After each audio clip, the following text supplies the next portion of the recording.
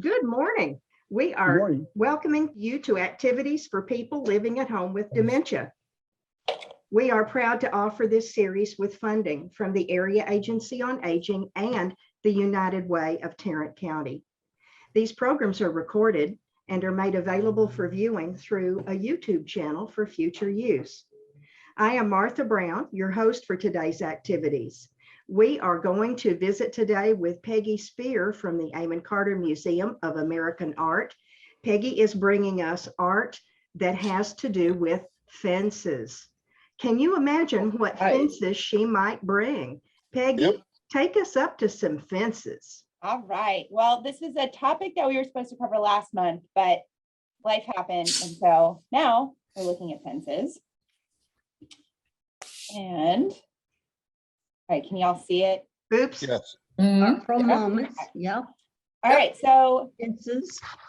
as y'all know, I often just pick a word and then see what happens when I look in our database. And this was one of the words that I thought, surely I can make fences work. And we had more fences than I knew what to do with. So we've got an interesting selection of fences for us to look at today. Lovely. This one, I know, this one, it looks so cute and cozy. It's an Elliot Porter photograph, and he took it in Iceland. So Yetta had a pretty visceral reaction when she first saw it. What jumped out at you first, Yetta? Oh, well, of course, the white fence, but I love these houses that are covered in dirt. Yeah, I don't know, there's something about them that looks so cozy to me, I can't even stand it. This is in Iceland. Have any of you been to Iceland before?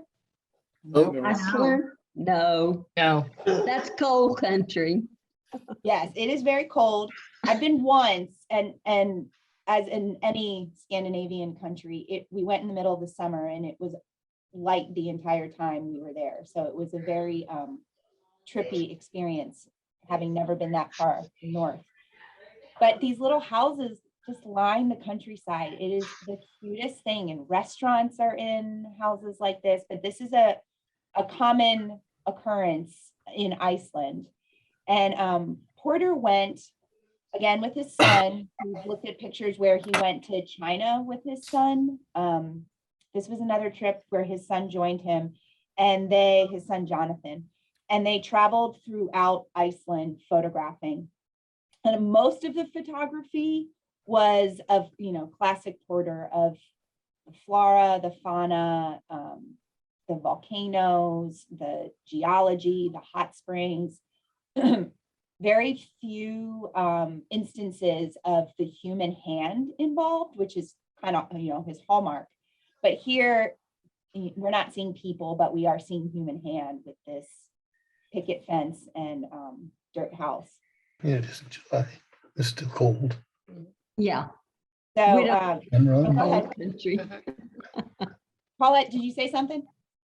I don't like cold country. No, I wouldn't want to go to cold country like that.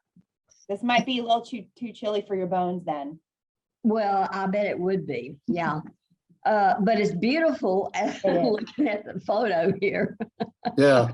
Yeah, I mean, he's so good at the saturating of the colors, which parts, as any countryside, when it's very lush, it has that dark, dense green, and he was able to kind of capture that through his developing process.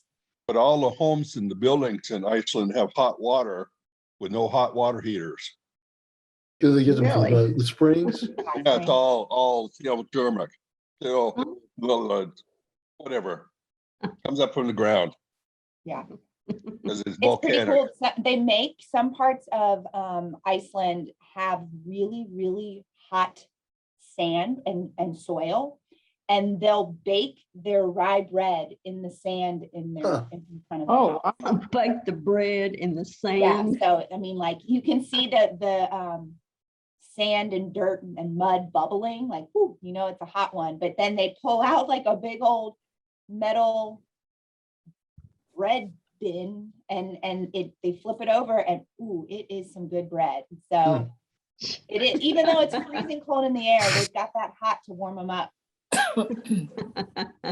And so with this particular photograph, I mean, there's not much to say about this photograph in general, just it's a pretty photograph. The photographs he took in Iceland, he didn't develop until about 17 years later. And his son wrote an essay that accompanied the photographs on this excursion. So just another one of Porter's photographs that just, I think, are really beautiful. We've seen so many different subjects of his that it feels like there are very few things he didn't photograph, but anyway, just something different of his. All right, so we're leaving this cute picket fence to talk about a very Western type of fence. Fire. Barbed wire, yep. Yeah, barbed wire. So tell me what you see in this particular scene. We pointed out the barbed wire fence. Yep. The cowboy. Cowboy Cowboy. riding around, inspecting it to see if it's got any breaks in it. Say that again one more time, Don. Sorry, someone walked by my office right as you were saying, and I couldn't It's hear you. a cowboy, looks like he's riding along the fence line to see if there's any breaks in it from cattle Yeah. or something else. Riding along the fence. This is somewhere in Texas. Really? He's a regionalist painter, so a lot of his Peter Hurd's paintings, regionalist means kind of very specific to an area. It has a certain feel in that area. And so this is somewhere, you know, he was Texas, New Mexico.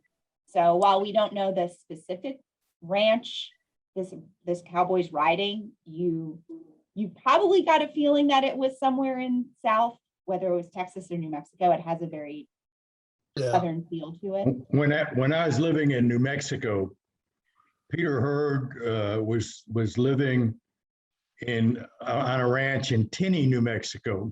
Oh, okay. They had an artist community there. Henriette Wyeth. It was quite a little community right there in this little teeny town of Tinny, halfway between Roswell, New Mexico, and Ruidoso. Oh, awesome. Yeah, he was from Roswell, so that fits the bill. How cool. And he was actually very influenced by Wyeth.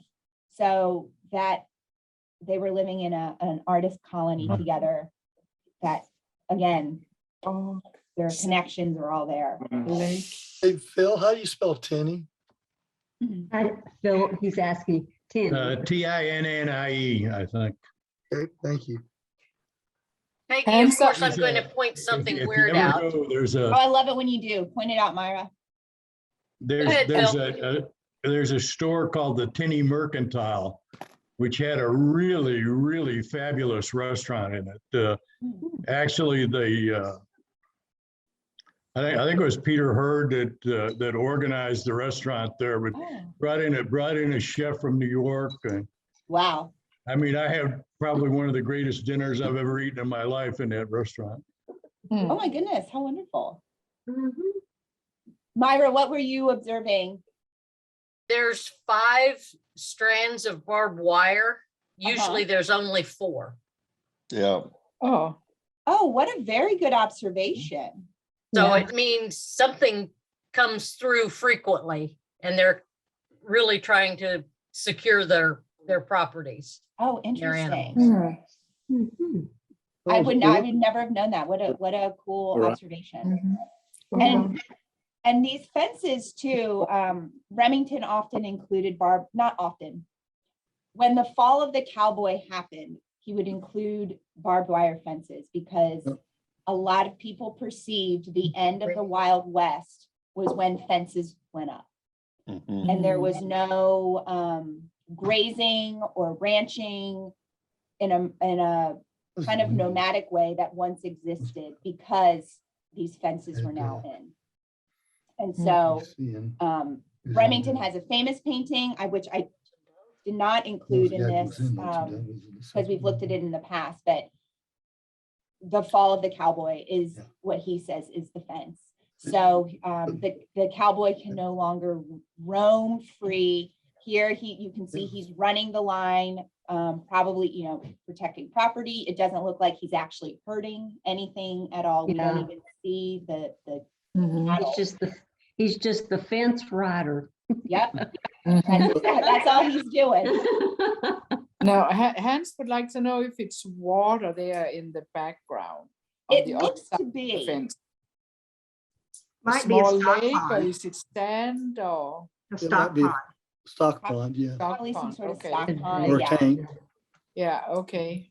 Oh, For the cattle, yeah, to drink. Yeah, and this was painted in 62, but it doesn't have anything indicative of it being in the 60s or the 1890s. I mean, it just Yeah. feels Mhm. kind of timeless. Mhm. mhm. We don't see telephone wires. We don't see, things that 5G poles or whatever, we're not seeing things that are markers of current Yeah. society. Mhm. So Well, there you is a don't. little bit of that nostalgia that he's referencing, given the time he's painting it. We're not seeing the herds, but we're not seeing modern life. Mexico. And so he, as Phil was kind of saying, Peter Hurd, lived in this area. He sold his first painting when he was in military school, but he was really committed to painting the landscape, figural and genre scenes of this part of the world, and made a successful living doing it. Mhm. Yeah, it's kind of interesting. He's left the fence, the gates open on the fence. So it must not be any Mhm. cattle that's gonna get from one side to the other. Yeah, They used to get such big parcels of land. when they were first- Yeah, but where is the gate? The gate is these two poles that stick up.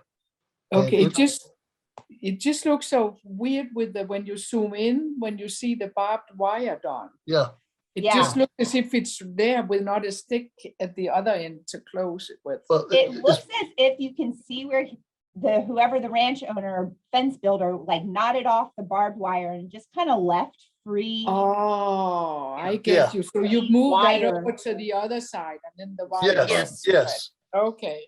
Yeah, If you look closely, the fence line goes beyond the pond. Yes, I see that. Yeah. So it's a very huge expanse of land. yeah. If- My Which- guess, it could have been something like, depending on the time, I'm thinking more of a buffalo herd or something like that, or wild horses. Could be, yeah. They're trying to keep their how do you say, their They're stock. grazing pasture lands, Mhm. from being overrun. But you know what? Speaking from experience of my grandfather who had a few cattle, he used to put that kind of the fencing across creeks because the cows were very good at just walking the creek to get out. So he had it so it's set up so the water would run away and let the water through, Uh-huh. but the cattle couldn't get back the other way. Yeah. Hmm. Yeah, I mean, all of these it's all speculation because we really don't know anything about this land or this rider or what lives on the land. Yeah. Mhm. Okay, so we're gonna leave our fence rider. And we're going to a very different type of fence, a very hot topic type of fence. Oh. The wall in Cabbage crop and wall. Oh. down in Brownsville, Texas, along the border. Yeah, that's an ugly wall. The cabbages are gorgeous. The cabin, Yeah. yeah, it's Yes. a really beautiful picture. Richard Mizrack, I've had the pleasure of meeting. He is a photographer based out of California, I want to say. And a few years ago, we had an exhibition here at the museum entitled Border Cantos. And it was Richard Mizrack, a photographer, working with a sound artist. Galindo was his name. They worked together to put on an exhibition that really spoke to this liminal experience, life, migration that's happening at the border. And So Richard took a lot of photographs of what the wall looked like, of places along the border where there were water stations or abandoned backpacks and things that you would find during that in that area that alluded to the migration. He never photographed the people, it was the traces of people. And then Galindo was the one who was collecting some of these found objects and then taking instruments out of the objects. So here, this photograph is massive. It's 60 inches or 80 inches by 60 inches. So it took up a very large presence. And I think, in my opinion, having been in front of it, it was sort of speaking to this dwarfing of you as a human and how big that picture felt, kind of mimicking this idea of how big that wall might feel when you're standing right in front of it, kind of simulating that type of experience. But the sense of scale really does overpower your experience with it. It disappears off on the horizon. Yes, yeah, and he, I'm looking at my notes because there's a lot has been said. There's a very massive catalog tied to the series of photographs for this exhibition, but it's reminiscent of a defense barrier that the Germans used in the protecting of Normandy. Yeah. So you're getting kind of that sense of a war, even though this is, there's more history to the materials or look of this fence than just what we're seeing. And it kind of disappears into the horizon. This could be the illusion of some of these people who enter kind of disappear into the population or disappear from, kind of off the grid. But there's a lot of political undertones with this artwork that, while it's a beautiful image, the more you dive into it. The thing that blows my mind is how do you get that big a picture through an inkjet printer? That's been a massive inkjet printer. It isn't, he has certain printers that he really liked working with, as do a lot of large scale photographers who are working with an inkjet. They end up finding, kind of the same way with a lithography printer or anybody who's working on paper, the photographer will often find a printer who does a really good job at printing their works. So it's not typically the photographer who's printing their work. The haze is probably irrigation. Yeah. Yeah. Yeah. I know the cabbages, the coloring is just so beautiful. It is. And so when he took this picture, if I'm reading, it says there were during the wall along the border has varying materials, and the wall's there and then the wall goes away and then the wall starts up again and it's something, a different material or a different look. So this is what this particular part of the wall looks like in Brownsville. And there are about 2,000 miles of borderline, and as of 2020, 670 miles, I believe, had wall built. So a very different type of fence. A fence, again, to keep out. It's not like the cute little picket fence we saw in Iceland. This has a very charged meaning. So we've got Mizrack, and he's still alive and producing work today, not through this series anymore, I don't believe, but in other topical or current issues, he's very active. All right, we've got another not political, but another sociological situation that we have an artist commenting on. And we've looked at Anthony Hernandez in the past. He was the one that photographed the bus stops in Los Angeles. Oh, really? The people sitting on the bench with no cover. It was a black and white photograph. This is the same photographer. And this was, I'm going to show you two photographs from this exhibition that were part of an exhibition called Discarded. And it was speaking to the housing bubble burst when the market crashed in 2008. And so these photographs were taken in areas right outside LA. This particular one's California City. Rosamond is another one. Little pockets of what were going to be communities that just arrested development completely when the housing market crashed. So you can see we're looking through a fence. Mhm. What kind of things jump out at you first? Poverty, Say it again, Yetta. poverty. Poverty, This looks junky to me. junkie. Yeah. The trailer does not look level. Mm-mm. That would be disconcerting if I lived there. Yeah. Well, no one's living there now. No one actually ended up moving there. They basically halted production and just, as the title indicates, discarded it. So it is trash, junk. I mean, like they just, developers just That's completely what it walked looks away, like.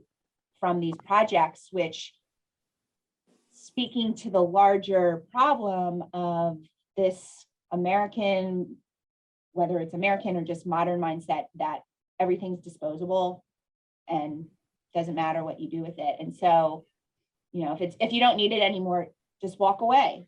And so that was What they happening at all of these different sites. And I think the fence around it, again, it's not a pretty fence. It's got the barbed wire on the top. No. Yeah, it's not a welcoming fence. No, not at all. Keep out. Keep out. Yeah.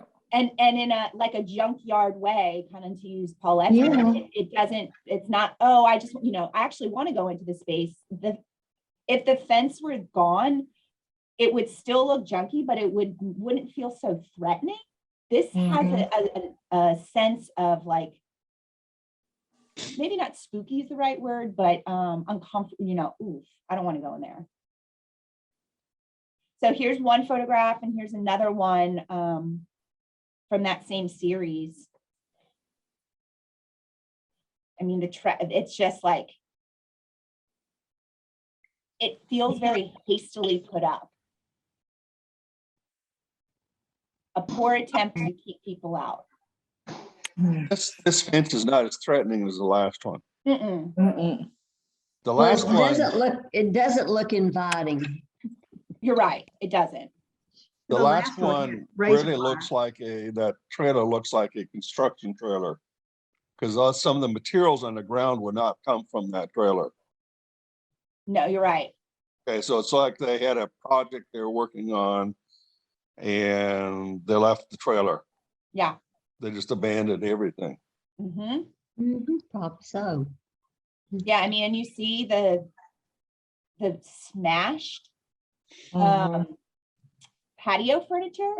Mhm. So it almost feels like a sense of like urgency, that it was just like, okay, gone. I'm not even dealing with like trying to tidy up what's here. It was just like a ghost town.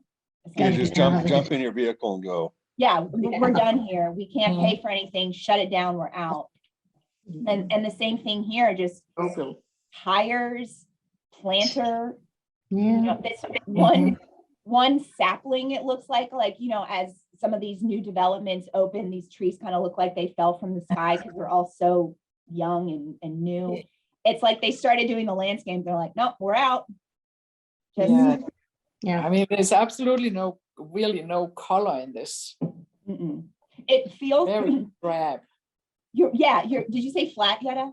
Yeah, I said drab. Drab, yeah. And Drab. that was kind of his aesthetic with this particular series. Very flat. There's depth. When you look at it, there's depth. I mean, we see the mountains, we see the foreshortening, we see the post coming at us. So there's this idea of depth. But the way things are just no real color, it feels very flat. Even though Oh, go ahead, Martha. Even though you can tell that the sky is blue and the mountains are blue, it looks like a black and white. It is so drab. Mhm. But snow on the mountains. You're right. There Mhm. is snow. And to what you're saying, yes, it's a blue sky, and blue skies typically indicate, you know, a happiness or a cheerfulness. There's the beauty of the land, but the horror of the treatment of the land. So Yeah. it's a very interesting dynamic. And this is you know, the things that are on the land are not welcoming, as you all have said. It feels like junk, and it feels like we're not welcome in this space. Mhm. So this was, you know, he had several photographs from this series. It's a really beautiful series speaking to, I've never heard of that town. Rosamond, California. yeah, and there's like a number of little developments he was focusing on right outside, like kind of nested in that same area in California. He's a California guy and lives in LA. The We've got name, one, oh, go ahead. the name Rosamond Yeah, I don't know. is so unusual and odd. Rosamond, you know. Much more Yeah. unusual than Lubbock. Say that again. Great, Phil. Wait, I didn't hear you said, Phil. He said it's more romantic than Lubbock. Oh, my husband's from Lubbock, and I've still never been. You've not been to Lubbock? Mm-mm. Oh, We've my been word, married you for need- you 5 need to years. go I've never see been. Lubbock. I grew up in Lubbock. Did you really? Okay. I did, yes. Well, you can tell me about it, and that might be as close as I get to going out there. Unless, Well, I'll tell you right now, flat land, cotton Mhm. fields. I yes. mean, and sandstorms. Oh my word, they were awful back when I was growing up. Well, you know what? Then this probably isn't too different than Lubbock, because it looks like a very dry, flat place. So It's actually between Bakersville and Victorville.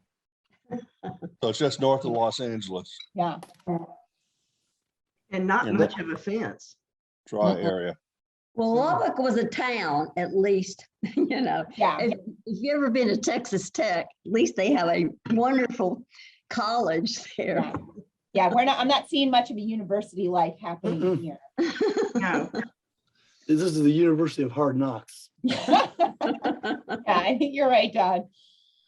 All right, we've got one more artwork, and because I thought we would just end on a beautiful photograph. But here we've got Weston capturing a couple of different fences in Wyoming. Or this is actually in California. You see vegetation. So this is in Yosemite, and we see a rail fence, we see a meadow, we see a broken fence, but it doesn't feel junky. It doesn't, you know, we're seeing a broken fence here. It has a totally different feel, Yes. even Looks though like we're this fence is seeing broken repairable. fences. It's like Ford has weathered. It's a weathered fence. Yes. It feels like it Yeah. has a story. Yeah. Yeah. Pour out like Okay, me. go. See you tomorrow. Bye, Steve. See you Bye. tomorrow. Bye-bye. Bye. Goodbye. I have to go too. Okay, Bye, Nancy, Nancy. goodbye. Bye, Nancy. Yeah. Bye. So what is this thing in the upper right-hand corner? Is that a windmill? It's a windmill. Yeah, it looks to be. It looks like Broken it's windmill. A broken windmill. Yeah. Okay. It doesn't seem, I mean, I'm assuming by this point, it's a national park. So I'm assuming there aren't people still operating it as if it were a farm on private land, because it is in national park land. I don't know that though, but Weston was really interested in photographing the people and places of California. And so this is in California. I mean, the same, just like Anthony Hernandez, very different parts of California, but similar topics in terms of, you know, things that are kind of abandoned or no longer functioning.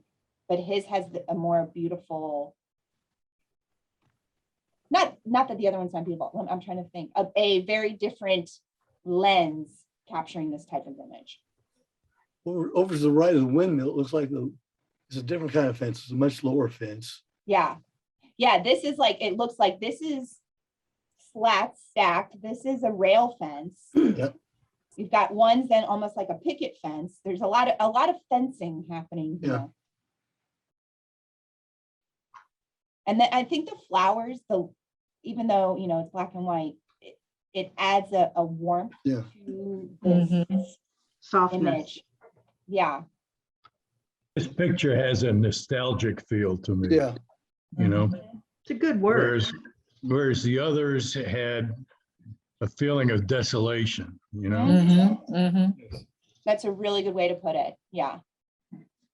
Yeah, this feels more in line with, even though Elliott Porter's, we're not seeing people, it still has a warmth to it. Yeah. And again, things are pretty weathered looking. It's not the brightest colors, but there is color, and the lushness of the landscape contributes to that. And I feel like a very similar way, this Weston photograph. Mm-hmm. Well, and even though it's black and white, you almost look and see the different colors of the trees. Your eye just plays that trick on you. Yeah. Yeah. It does, doesn't it? And it keeps you within the frame, even though I don't know what you see first when you look in, but he does certain things like having these vertical posts that really keep you within. And Yeah. while your eyes might be moving up, you're still keeping within this snippet of the farm, of the ranch. How big is this, Peggy? This particular photograph is 7x9, so not huge. Okay. The Hernandez, I don't have the dimensions, but these photographs were pretty large as well. Not as large as this photograph, but these took up a decent sized space on the wall. Okay. Thank you. Yeah. All right. Well, those are our fences. So we had quite a variety of fences today. Yeah, sure did. Nice. Next week, we are doing familiar faces, which is slang for portraiture. I know we've done portraiture in the past, but we could do portraiture from now until the end of time at this museum. So we will look at some new faces next week, and most of them are actually on view right now. So they're on special exhibition, so that will be kind of fun to look at. Thank you, Peggy. Thank you, Peggy. Thank you, Peggy. Good. Yeah, thank you. Thank you. Yeah. Bye-bye. Looking forward. Yes. Weren't those very different kinds of fences? Yes. Yeah. Yes. Well, let's take a look at what's coming up tomorrow, and then we'll roll right into Fifth Street Cafe. Okay. You know, one of those whoops things. No, don't do that. We're not going there very fast. Huh? We're not. No, Paulette, we're not going there very fast. That's funny. Tomorrow is Thursday, and Emily Corbin is bringing us Nia Moving to Heal. She makes me feel like I can do things again. Isn't it nice? Y'all like that? Being able to do exercise on the chair. Yeah, it's very relaxing. It is to me too. That's right. I won't be there tomorrow, but Hans will. Okay. We'll let him exercise in the chair along with us. Good, good. Absolutely.